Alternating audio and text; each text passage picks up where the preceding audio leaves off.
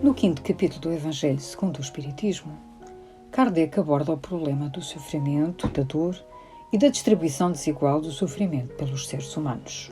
É o capítulo mais longo do Evangelho e, realmente, as aflições que assolam os homens ainda são muitas, ou não estivéssemos nós ainda no planeta de provas e expiações, onde o sofrimento, a dor, são ainda a tónica geral das nossas existências.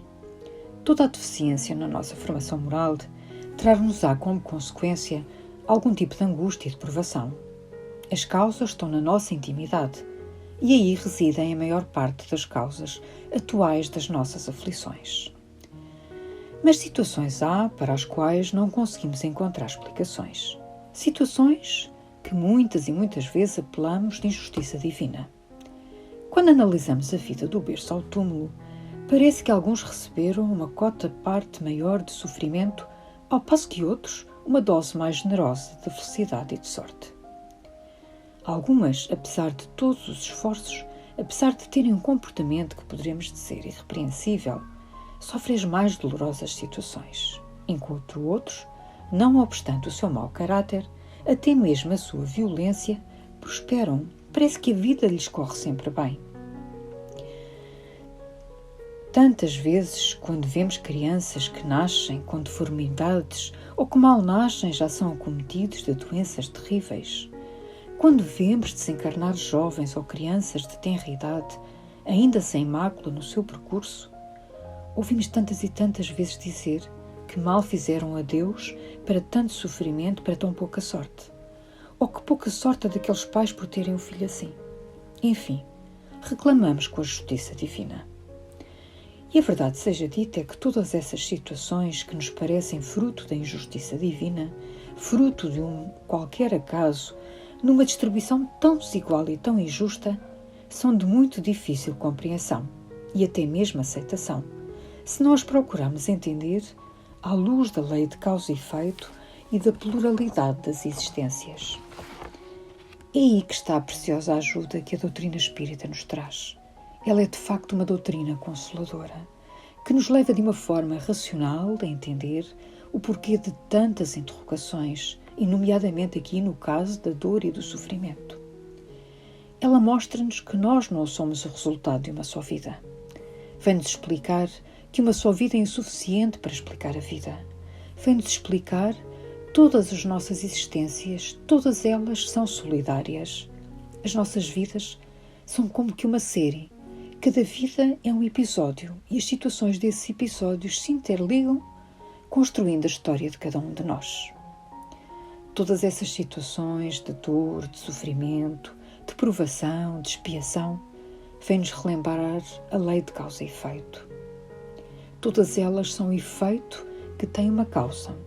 E como todos admitimos que Deus é soberanamente justo, essa causa deve ser justa.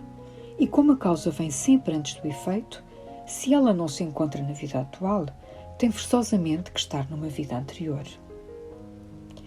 Se ainda nos encontramos num mundo de provas e expiações, é porque ainda carregamos débitos de vidas passadas, situações mal vividas, falhas de caráter que precisam de ser solucionadas, que precisam de ser resgatadas.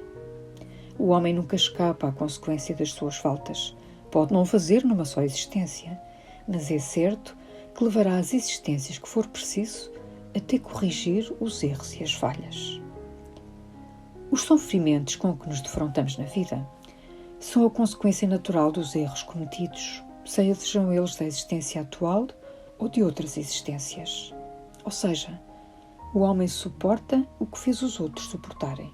Por exemplo, se foi duro e desumano, poderá por sua vez ser tratado duramente e com desumanidade. Se foi orgulhoso, poderá nascer numa condição humilhante. Se foi avarente, egoísta ou se fez mau uso da sua fortuna, poderá vir privado do necessário. Se foi um mau filho, poderá vir sofrer com os seus próprios filhos. Enfim, cada um colherá aquilo que semeou ao longo do seu percurso. A sementeira é livre, mas a colheita é obrigatória. E não nos podemos esquecer que, salvo os casos de espíritos muito endurecidos ou muito ignorantes, aos quais as tribulações da vida lhes são impostas, fomos nós próprios que escolhemos livremente as aflições, os sofrimentos, para o percurso a fazer em cada uma das nossas existências.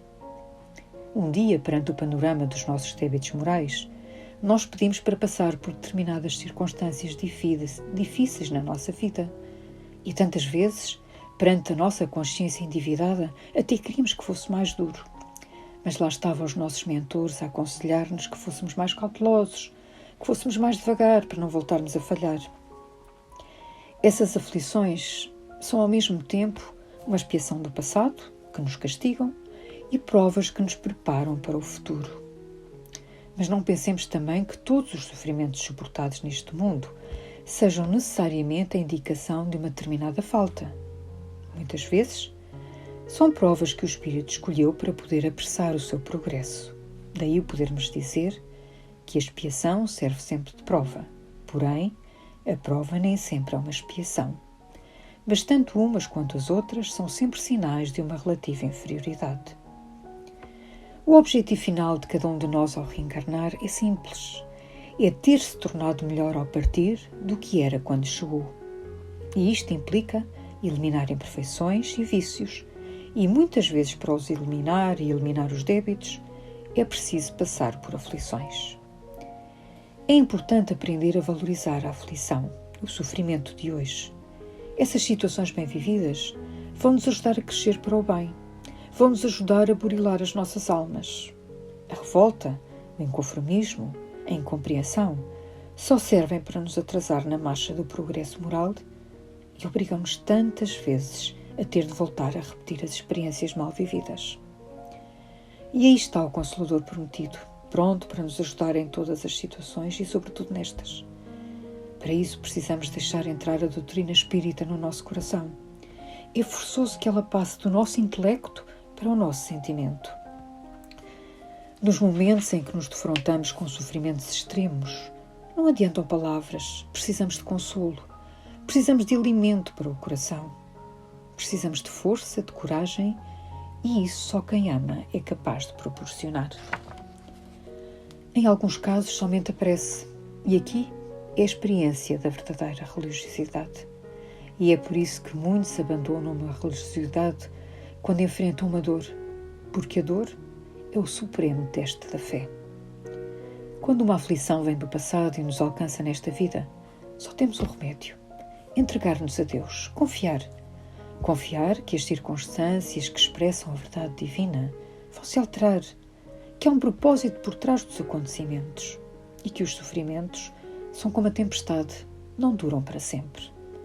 Algo vai acontecer, algo que nós não podemos prever, mas confiamos em Deus. E essa fé raciocinada que a doutrina espírita nos ajuda a construir ensina-nos também que nunca estamos sós, que se soubermos viver esses momentos difíceis com humildade e com brandura suficientes, seremos capazes de perceber a presença ao nosso lado dos mentores e amigos espirituais que nos amam profundamente. Nenhum de nós está enfrentando as suas aflições sem o amparo dos amigos espirituais. Que a primeira presença constante em nossas vidas seja a do Cristo e de todos os seus ensinamentos, e junto a Ele a dos corações que nos amam e torcem por nós. Aceitemos as nossas provas, as nossas dificuldades, as nossas dores e sofrimentos. Não foram eles que nos procuraram, fomos nós que lhes abrimos a porta um dia pela nossa conduta inapropriada. E quando é chegada a hora de os viver, tenhamos Jesus sempre no coração. E lembremos que em momento algum estamos desamparados. Com calma, com serenidade, com resignação, com humildade, com fé, seremos capazes de viver esses momentos como um dia nos propusemos vivê-los. E depois veremos que eles vão servir para nos preparar para voos mais altos.